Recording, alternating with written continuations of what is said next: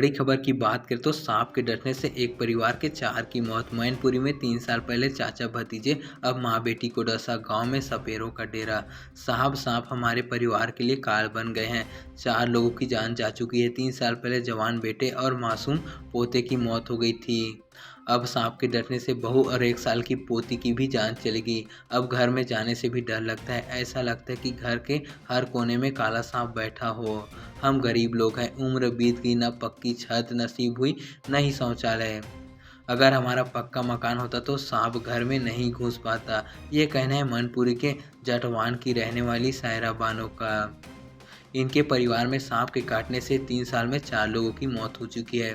तब से बरसात के सीजन में पूरा परिवार सांपों के डर से रात को सो नहीं पाता।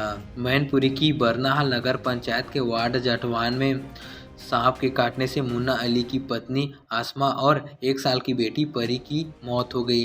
पत्नी की आवाज़ सुनकर परिवार के सभी लोग मौके पर पहुंचे। टार्च जलाकर देखा तो जहरीला सांप भाग रहा था। परिजन दोनों को सफाई मेडिकल यूनिवर्सिटी लेकर भागे। मां बेटी की रास्ते पर ही जहां मौत हो गई। मैनपुरी से 30 किलोमीटर दूर बरनाहाल नगर पंचायत है।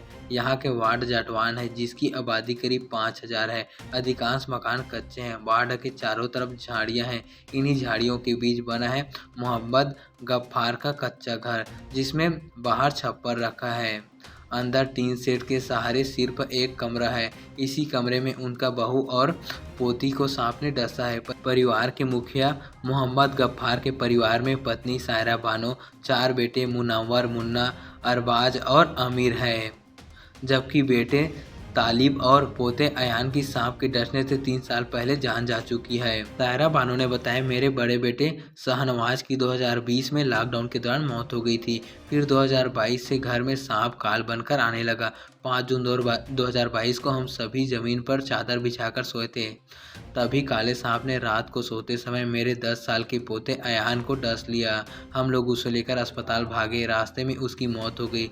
हम डर के मारे अगले दिन ही पक्की छत के नगर पंचायत कार्यालय गए, एप्लीकेशन दी, लेकिन कोई सुनवाई नहीं हुई। पोते का 40वां भी नहीं हुआ था कि उसी मकान में 24 जुलाई 2022 को मेरे 4थे नंबर के बेटे तालिब की सांप की डसने से मौत हो गई। उसको हम लोग अस्पताल भी लेकर नहीं जा सके।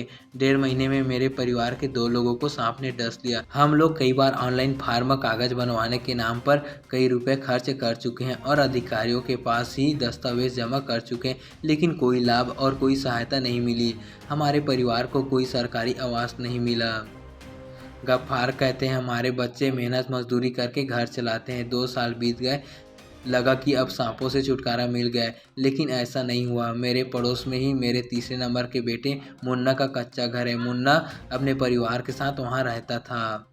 उसके 5 बच्चे हैं। सबसे छोटी बेटी परी 1 साल की थी। 29 जुलाई 2025 की रात को जहां काले सांप ने बहू और पोती को डस लिया, जिससे उन दोनों की मौत हो गई। मोहम्मद गफ्फार ने बताया, परिवार में 3 साल में 4 लोगों की मौत हो गई है। अब तो पूरा परिवार सांपों के डर से रात को सो भी नहीं पाता। हमें किसी भी सरकारी योजना का लाभ नहीं मिलता। जब प्रधानी थी तब प्रधान के पास गए, जब से नगर पंचायत बनी तब से चेयरमैन के पास जा रहे हैं, लेकिन हमें कोई भी सरकारी सहायता नहीं मिल रही है। हमारे घर पर इतनी बड़ी घटनाएं हुई, कोई नेता देखने तक नहीं आया। वोट के समय सब आते हैं। कई बार पक्के आवास के लिए पैसे खर्च कर ऑनलाइन आवेदन किए, लेकिन कोई लाभ नहीं हुआ है।